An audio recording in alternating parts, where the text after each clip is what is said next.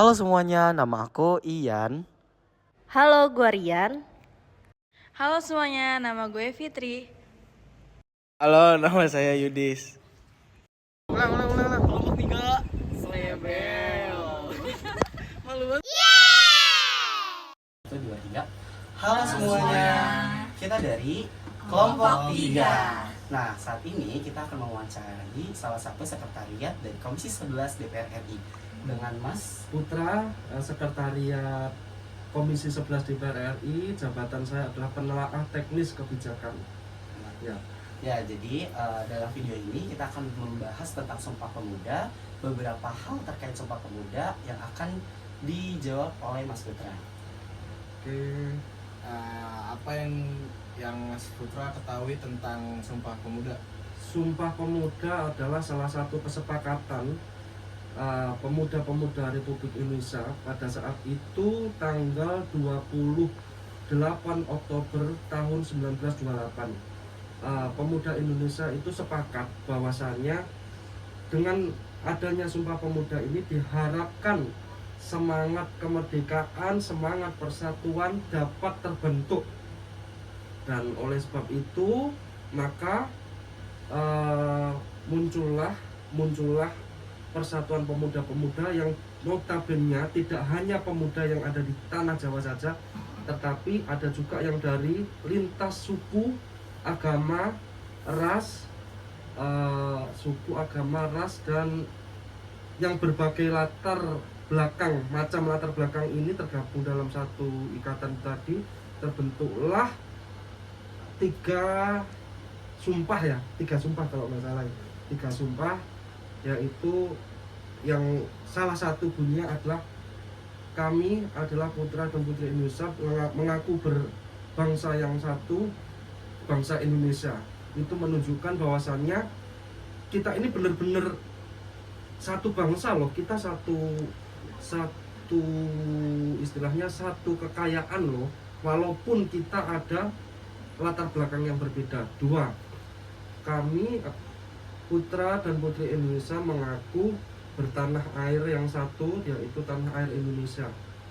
Nah, itu menunjukkan bahwasannya kita ini udah berabad-abad dijajah sama Belanda dan Jepang. Kita harus menunjukkan tekad bahwasannya dengan adanya Sumpah Pemuda ini kita mampu menunjukkan kepada dunia bahwa kalau generasi penerus Indonesia ini bergantung kepada para pemuda dan pemudi tersebut. Dan hal inilah yang menjadi pokok yang belum lama ini kan sering muncul kata-kata Indonesia Emas 2045. Itulah yang menjadikan fokus bagaimana sih cara memupuk pemuda-pemudi ini supaya nanti menghasilkan Indonesia Emas. Kami generasi di atas Gen Z ya, kita kan milenial, sebenarnya masih muda juga sih. Cuman kita juga menaruh harapan supaya adik-adik kita ini mampu melanjutkan estafet kepemimpinan yang sudah ada. Ya, sementara itu sih. Lanjut. Ada lagi? Yang kedua apa? Menurut Mas Putra sendiri, apakah memperingati Sumpah Pemuda penting bagi keberlanjutan bangsa? Memperingati Sumpah Pemuda itu penting. Setiap jadi gini, bangsa yang besar adalah bangsa yang mampu menghargai jasa para pahlawannya. Nah, Sumpah Pemuda ini diperingati itu menunjukkan bukti bahwasannya pada saat itu ada loh sejarah yang mengatasnamakan pemuda-pemudi Indonesia agar kita yang muda itu, ayo kamu itu semangat, kita itu punya optimis loh untuk menggapai Indonesia yang makmur, sejahtera, adil, aman, sentosa, seperti yang tercantum dalam Pancasila, ya kan? Oleh karena itu kita wajib lah hukumnya untuk memperingatin Sumpah Pemuda itu ya. Itu sih. Oke, untuk pertanyaan selanjutnya nih, dari dua pertanyaan yang hebat banget jawabannya tadi, menurut Mas Putra sendiri nih, dampak besar dari Sumpah Pemuda bagi anak bangsa di era sekarang itu apa sih? Dampak yang besar itu kita tidak melupakan identitas kita sebagai bangsa yang besar, bangsa yang mampu menghargai jasa para pahlawannya, dan kita istilahnya apa ya, kita menanamkan kepada generasi penerus khususnya yang muda-muda ini agar mereka ini tidak lupakan sejarah. Nah, sejarah itu seperti apa sih? Kayak Pak Soekarno kan pernah bilang, beli aku 10 pemuda maka akan aku guncang dunia ya. Itu harapan pemimpin bangsa kita tuh ada pada pemuda itu. Maka dari itu kita sebagai anak muda, entah kaum milenial, Gen Z, sama Gen apa lagi tuh? Alpha Ya. Kita harus bener-bener ayo semangat kita belajar gitu, supaya apa yang dicita-citakan pendahulu kita itu dapat tercapai. Itu sih. Oke, sebelumnya terima kasih nih Ya. Mas Putra atas Oke. jawaban yang sangat lewat ini. Mungkin cukup sekian beberapa tugas yang telah kami selesaikan dari kelompok 3. Kurang lebihnya mohon maaf. Wassalamualaikum warahmatullahi wabarakatuh.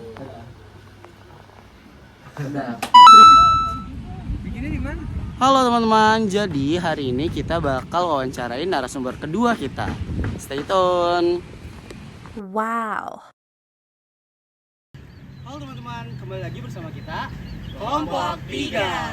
Nah, jadi hari ini kita akan mewawancarai narasumber kedua, yaitu ada Ibu Sofiani sebagai salah satu guru di SMA Harapan Kasih, Jakarta Utara, dan juga salah satu wakil kepala sekolah di GSM Pendidikan di Jakarta Utara.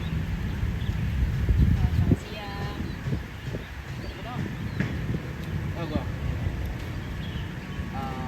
Apa yang diketahui tentang Sumpah Pemuda?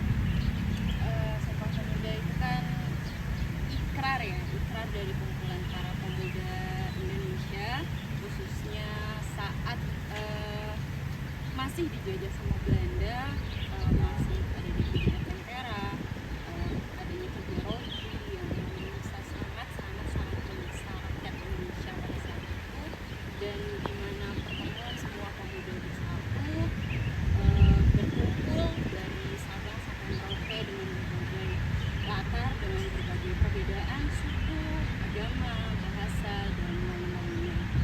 Dari perkumpulan mereka punya ikrar, punya satu suara, sama-sama mau berjuang untuk keselamatan, kebahagiaan, kemakmuran rakyat Indonesia, di mana bila nggak dijajah lagi sama Belanda. Mereka bersatu, satu suara, satu optimisme mencapai ikrar tersebut yang sampai mana pada saat ini, di mana kita berdiri sekarang juga Sumpah Pemuda masih terus berjalan. Menurut kakak, apakah memperingati Sumpah Pemuda penting bagi keberlanjutan bangsa? Sangat penting, apalagi buat saya, terutama mungkin teman-teman semuanya yang sekarang lagi ada di perguruan tinggi, di pendidikan tinggi, maupun mungkin saya yang latar belakangnya sekarang ngajar gitu ya, di sekolah menengah atas, di mana-mana remaja yang pada dasarnya punya semangatnya lebih tinggi, punya keinginannya banyak sekali, eksplorasinya semua hal mau dieksplor. Sumpah Pemuda sangat-sangat bisa menjadi prinsip sebagai dasar untuk kita berkelanjutan sama-sama menanamkan nilai, optimisme, nasionalisme, juga cita-cita baik pribadi maupun sebagai bangsa Indonesia. Pertanyaan terakhir nih kak, kalau menurut kakak apa dampak besar dari Sumpah Pemuda? Sumpah Pemuda dampak besarnya kalau kita semuanya ngeprinsipin, apalagi sebagai remaja yang sedang belajar, pasti kalau misalnya nggak ada Sumpah Pemuda, apalagi diikrarkan sampai saat ini, menurut saya pribadi Indonesia ini juga nggak bakal ada itu namanya demonstrasi buat mengkritik pemerintah, nggak bakal itu namanya ada mungkin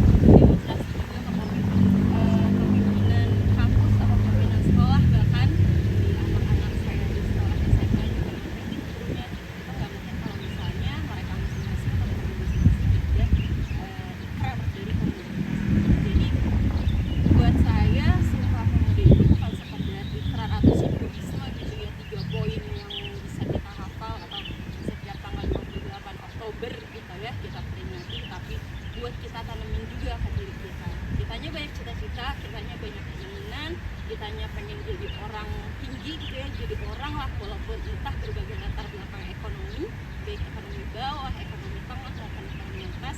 Tapi selama kitanya punya cita-cita besar, punya rasa menghargai dari ikrah pemuda itu, dari sumpah pemuda itu, diprinsipin sama-sama sebagai manusia Indonesia bisa bikin besar.